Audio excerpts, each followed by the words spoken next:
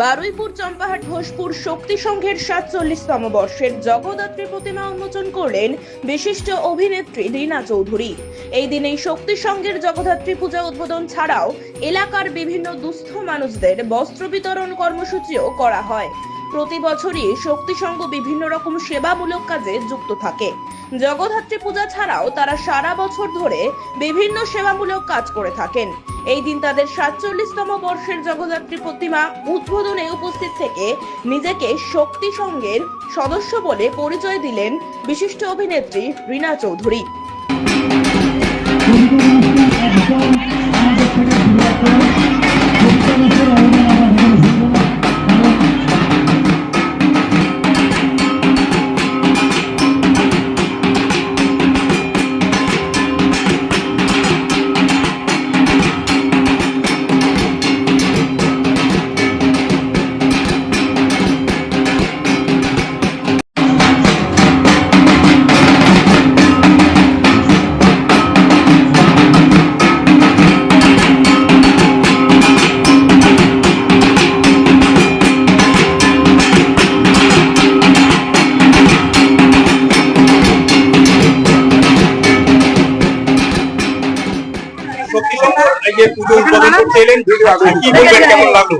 ভীষণ ভালো লাগলো। আমি তো বলেছি যে আমি শক্তি সংঘ ক্লাবের একটা সদস্য হয়ে গেছি, কারণ এত ভালো লেগেছে, এত ভালো পরিবেশ। আমরা অনেক জায়গায় যাই কিন্তু এত ভালো পরিবেশ, শুধু মনে হচ্ছে আমি আমার ঘরোয়া পরিবেশে আমার বাড়ির পুজো যেরকম হয় ঠিক সেরকম ভাবে আছি। এবছরে তাদের এই উদ্যোগনা আছে এবং বস্ত্রদান থেকে শুরু করে এই ক্লাব সারা বছরই পাশে থাকে। এরকম একটি ক্লাবের সঙ্গে থেকে বা সদস্য হতে পেরে আবার কেমন লাগছে? খুব ভালো লাগছে। আমি বললাম আমরা অনেক জায়গায় যাই কিন্তু সেখানে ফর্মাল যে গেলাম, এতক্ষণ আমি অনেকক্ষণ এসেছি, মানে এতক্ষণ সময় সত্যি কথা বলতে আমি কোথাও থাকিনি, কিন্তু এখানে এত আন্তরিক, সবথেকে বড় কথা এত আন্তরিকতার সঙ্গে সমস্ত মানুষ, আমার দাদা আমার ভাই সব মনে হচ্ছে। আমার কোন রকম অসুবিধা হচ্ছে না, ভীষণ ভালো। আপনার অনেক গ্যাং এখানে এসেছে যারা আপনার ছায়াছবি এক সময় দেখে যারা আপ্লুত, তাদের কি বার্তা দেবেন? আমি বলবো যে বাংলা ছবি একটু দেখুন, মানে নয়তো না বাংলা ছবি বিলুপ্ত হয়ে যাবে। একটু সবাই মিলে হলে গিয়ে একটু বাংলা ছবি দেখুন। আপনাদের এত বছরের পুজো, ৪৭তম বর্ষে এবারে আপনাদের কি ভাবনা, কি প্রোগ্রাম রেখেছেন? দেখুন, ভাবনা চিন্তা ঘোষপুর শক্তি সংঘ সারা বছর ধরেই করতে থাকে মানুষের জন্য, মানুষের পাশে থাকার জন্য। তো বিগত ৪৬ বছরের পরে ৪৭তম বছরে আমাদের চিন্তা ভাবনাটা সে আগের মতোই আছে, অনেকটা ডেভেলপও করা হয়েছে। কিন্তু প্রকৃতির সঙ্গে লড়াই করা তো সম্ভব না, হয়তো প্রকৃতি সাথ দেয়। বিগত বছরগুলোতে যেভাবে সাধারণ মানুষের পাশে আমরা থেকেছি, যেভাবে মানুষের বিনোদনের জন্য আমরা যাত্রা, নাটক, আতশবাজি প্রদর্শনী এবং সাংস্কৃতিক উৎসব আমরা করি, সেগুলো এবছরও করছি। এবং সবচেয়ে বড় কথা হচ্ছে দক্ষিণ চব্বিশ পরগনা এই মুহূর্তে আমার মনে হয়, এটা ডাক্তার এমএলএও বলে গেছিলেন, এই মুহূর্তে দক্ষিণ চব্বিশ পরগনা সবার সেরা ক্লাব ঘোষপুর শক্তি সংঘ, যারা মানুষের পাশে থাকে, মানুষের কথা ভাবে, মানুষের চিন্তা করে। আপনারা হয়তো জানেন না, এই সংঘের প্রায় ১২ মাসে ১৩ পার করে দিত। অর্থাৎ চক্ষু ছাড়িয়ে অপারেশন থেকে শুরু করে, স্বাস্থ্য শিবির থেকে শুরু করে, সিজন বা কম্পিটিশন এবং স্পোর্টস এবং বাৎসরিক ক্রীড়া প্রতিযোগিতার সঙ্গে সঙ্গে আমরা বিভিন্ন ভ্রমণও করছি। এবং সাথে সাথে আমাদের ৪ দিনের এই জগদ্ধাত্রী পুজোটা শুধু আমাদের সদস্যদের নয়, এটা এই অঞ্চলের আমাদের জনসাধারণের মনের মধ্যে ঢুকে গেছে, যার জন্য এটা মিলন উৎসব হিসেবে পরিণত হয়েছে।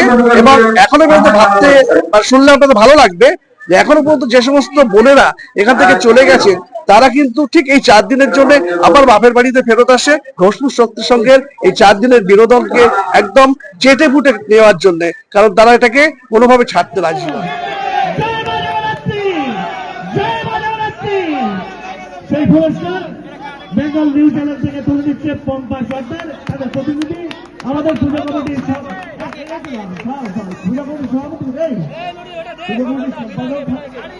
এবং সুশান্ত পাত্রকে ডেকে দিচ্ছে একটি মঞ্চ আমাদের, এবং সুচেন দাস।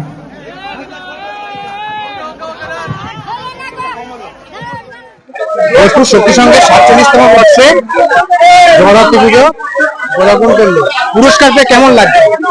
আমরা অভিভূত। এমন একটা পুরস্কার আমাদের শক্তি সঙ্গে মাথায় আরেকটা পালক উঠলো।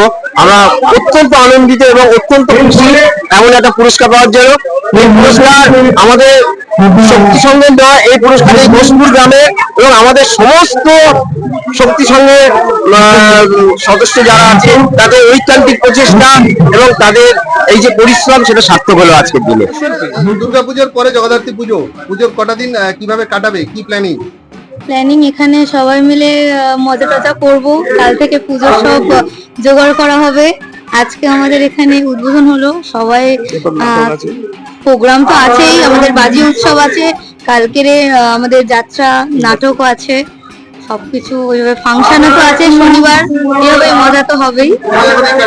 একদম এখানে প্রতি বছরই মজা হয়, এবছরও হবে আশা করি। আর দুর্গা বিসর্জনের পরে যে আক্ষেপ ক্ষোভটা ছিল সেটা জগদ্ধাত্রী মা পূরণ করে দিয়েছে। একদম, কেননা আমাদের একটার পর একটা উৎসব আসতেই থাকে। দুর্গাপুজোর পরে কালী পুজো, কালী পুজোর পরে এই আমাদের জগদ্ধাত্রী মায়ের আগমন অলরেডি হয়ে গিয়েছে।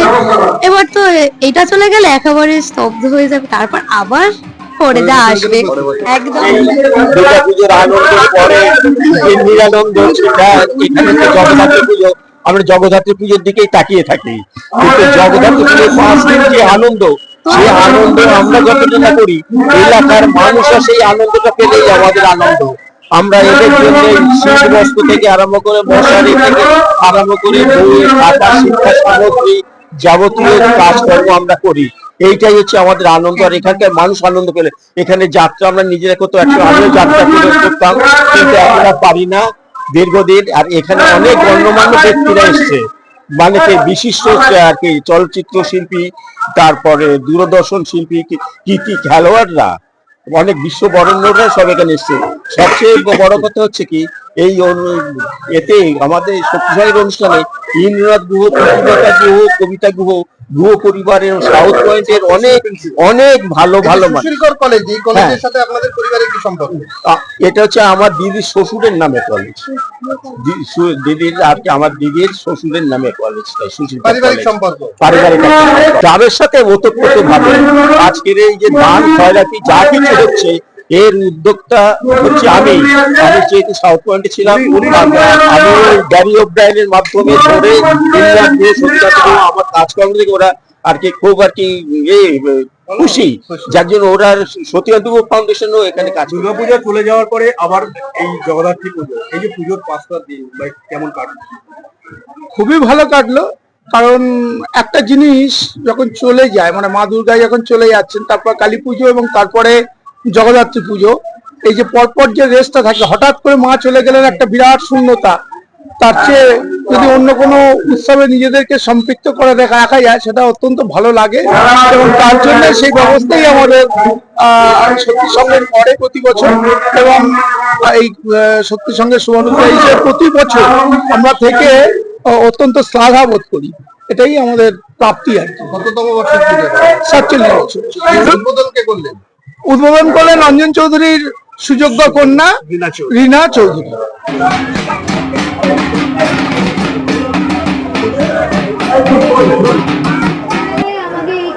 আজকে এই পুজোয় এসেছেন এবং আপনার এই পুজো আর কি সাউথগড়িয়ায় কেমন লাগে?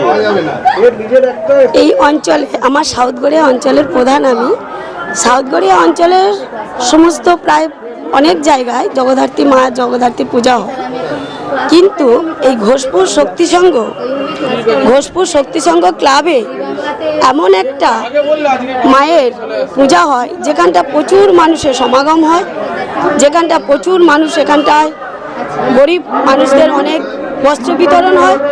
এমন আনন্দের সহিত এই ক্লাবের মানুষরা মানুষদের পাশে থাকে, যা প্রত্যেক বছর আমি আমন্ত্রণ পেয়ে এই ক্লাবে আসি। আমার খুবই আনন্দ লাগে, খুবই ভালো লাগে, নিজেদেরকে খুবই ধন্য মনে হয় যে এই পূজাতে এসে নিজেকে খুব ধন্য মনে হয় যে এইরকম একটা পূজার সাথে আমি সামিল হতে পারলাম।